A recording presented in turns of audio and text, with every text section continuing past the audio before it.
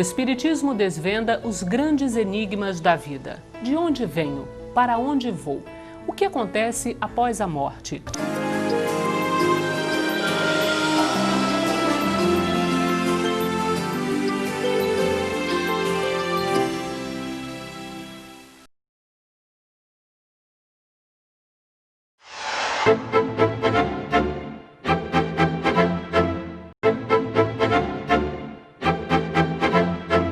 O Espiritismo não é contrário ao planejamento familiar ou ao uso de preservativos que nos protegem de doenças sexualmente transmissíveis. Mas, como disseram os espíritos a Kardec, é preciso considerar as implicações espirituais da interrupção de uma gestação. Em que momento o espírito se liga ao corpo? Na fecundação ou no nascimento? E quando o espírito é acionado, interromper a gestação é afetar o projeto reencarnatório desse espírito? E para onde ele vai, se não consegue encarnar?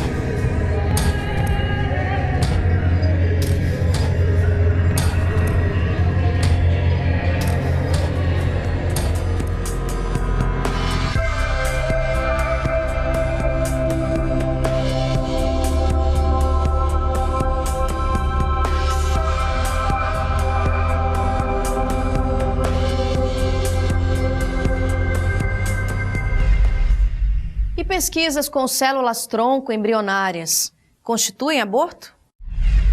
E os cientistas precisariam ser mais modestos, mas reconhecendo que existem questões que eles não podem responder, né? E tão cedo não vão responder. De modo que, dentro da doutrina espírita, nós temos, sim, orientações muito seguras de que a vida começa na concepção. E mais, né? Todos os embriologistas, e principalmente aqueles que são os mestres da embriologia, para os estudantes de medicina e para todos aqueles que estão nas universidades estudando embriologia, né? Para eles também não há dúvida nenhuma, a vida começa na concepção. E a vida é um contínuo, do zigoto ao velho. Não há interrupção. Se você interromper, é crime. O espírito que não nasceu pode querer se vingar daqueles que o abortaram? Como resolver questões decorrentes de um aborto? Os problemas ocorrem quando, e dependendo do nível evolutivo do espírito que está reencarnando. Se é um espírito evoluído, na hipótese de ser abortado, bem, ele vai reagir de uma maneira diferente. Ele não vai vingar-se, ele não vai enraivecer-se a respeito. Ele vai compreender o que aconteceu, se foi abortado, e vai superar isso com certa facilidade.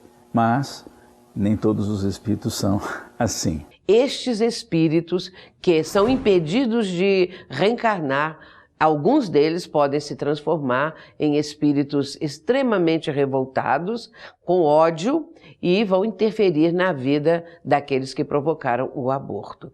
Ele quase sempre se revolta, porque o espírito, às vezes, ele sonhou com aquela oportunidade, sonhou com aquela situação, e a gente sabe que é uma série de situações entre a mãe e o espírito que vem, a necessidade de um reencontro, que haja agora um perdão mútuo, um entendimento, uma evolução mútua. E quando o espírito é abortado, quase sempre ele se revolta. Enquanto que outros que poderiam estar num estado mais elevado, um pouco mais, e foram também impedidos de progredir aqui no plano físico e de dar sequência à gestação. Estes podem, às vezes, pela sua compreensão, não se transformarem em obsessores, mas serem espíritos que vão ficar esperando um outro momento, uma outra ocasião, para voltar ao plano físico, às vezes através da mesma mulher, através dos mesmos pais. Ele poderá retornar numa próxima gravidez, sem dúvida nenhuma. Esta é uma questão que precisa ser estudada, pesquisada, porque isso realmente pode acontecer. O espírito foi abortado numa experiência que foi fracassada por alguma razão e poderá retornar numa próxima experiência de fecundação. Porque as estatísticas não revelam, mas o índice de conflitos no coração maternal em decorrência do aborto criminoso estabelecido, mesmo que legalizado, é dramático. Porque isso está na contramão da própria natureza que dotou a mãe dessa possibilidade de levar a gestação até o fim e de maternar o seu filho depois de nascido. Hoje temos recursos, a pílula anticoncepcional, que não mais justificam o aborto. Vamos pensar que não desejamos ao outro o que não queremos para nós. Eu não desejaria ser abortada.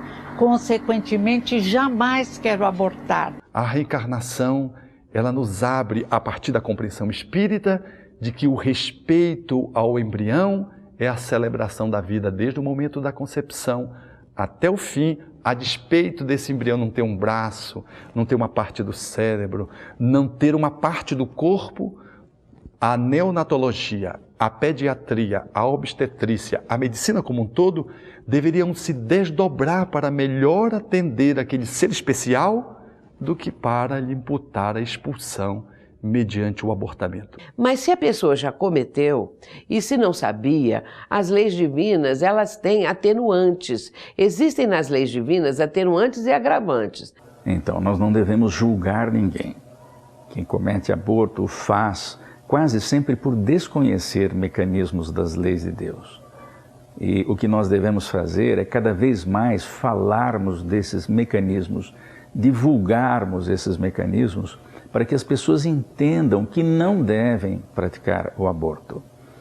Mas é sempre bom lembrar, as leis de Deus julgam não os atos em si, mas a intenção que está por trás de cada ato. E esse julgamento não nos pertence. Não há condenação nas leis de Deus.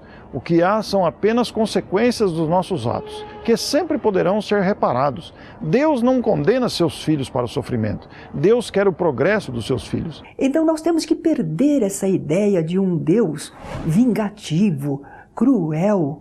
Deus não é assim. Claro que nós sofremos as contingências da lei que transgredimos, mas o amor de Deus nunca nos abandona. Então, uma pessoa, porque praticou o aborto, por ignorância, por influência de outros, ela não está condenada para sempre.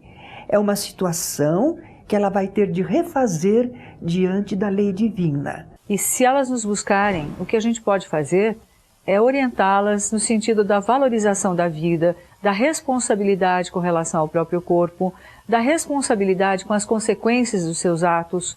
Todos os erros podem e são corrigidos através do amor, através do trabalho. Se foi feito um aborto, pode-se corrigi-lo dedicando-no às crianças, fazendo o bem. Mas não é só você que fez o aborto que tem que se corrigir. Todos nós. Quantas vezes uma língua ferina destrói uma vida? Quantas vezes uma mãe bipolar destrói a vida do seu filho já encarnado? Quantas vezes um cônjuge mata realmente, literalmente, a mulher que tenta se afastar, ou mata através do tempo, maltratando, falando palavras agressivas? Todos nós estamos no hospital Escola Terra. Todos reencarnaremos até atingirmos a luz. Todos seremos anjos. Fique tranquila, o seu erro não é maior do que o dos outros. O bom da vida é poder recomeçar. Tudo bem, não tem como voltar atrás, pode ser que não tenha reparação, mas tem grandes outras maneiras de você compensar essa atitude impulsiva, impensada, ou se foi calculada e fria também. Eu posso me arrepender, eu tenho todo o direito de me arrepender, entrar em remorso e me propor a fazer a reparação, ou se não der para reparar, uma compensação. Mas sem praticar o bem, mudar a direção de seus pensamentos, confiar em Deus, porque Deus dá a todos nós que somos espíritos ainda imperfeitos, oportunidades de ressarcirmos os erros, oportunidades de corrigirmos a nós mesmos, porque nós estamos num processo de construção. Nós estamos construindo a nós mesmos e, com isso, o erro que cometemos é uma falta que pode ser sanada, pode ser corrigida, ou nessa própria vida em que a pessoa cometeu o erro, ou numa vida futura. Deus ama os seus filhos e isso deve estar sempre em nossa mente para não alimentarmos a consciência de culpa que trava as nossas possibilidades psicológicas e nos faz entrar no caminho da depressão. Vençamos essa dúvida e confiemos na vida, vivendo com dignidade, com amor ao próximo e a nós mesmos.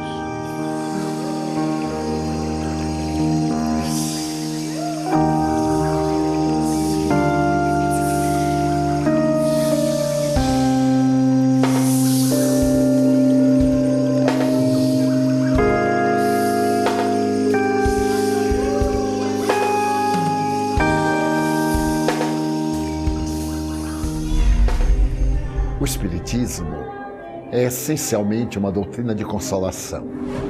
Embora não anua com os crimes da sociedade, com os equívocos e os enganos, oferece a oportunidade da libertação. Quando Jesus esteve diante da mulher surpreendida em adultério, teve o cuidado muito grande de não a condenar. Liberando-a, também não concordou com o adultério. Simplesmente não lhe gerou uma consciência psicológica de culpa. Ora bem, se o indivíduo cometeu o aborto por esta ou por aquela natureza, naturalmente é um motivo próprio e básico para a sua justificação. Nada obstante, havendo incidido no crime de interromper uma vida útil, o indivíduo tem a oportunidade de reabilitar-se. O primeiro passo, diz Allan Kardec com muita propriedade, é o arrependimento. O arrependimento constitui a porta que se abre na direção da renovação interior.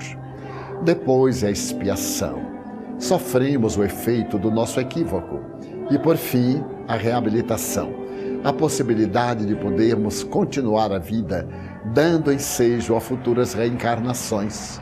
Ademais, se por acaso esse ensejo não se nos depara, o bem que fizermos anula o mal que fizemos.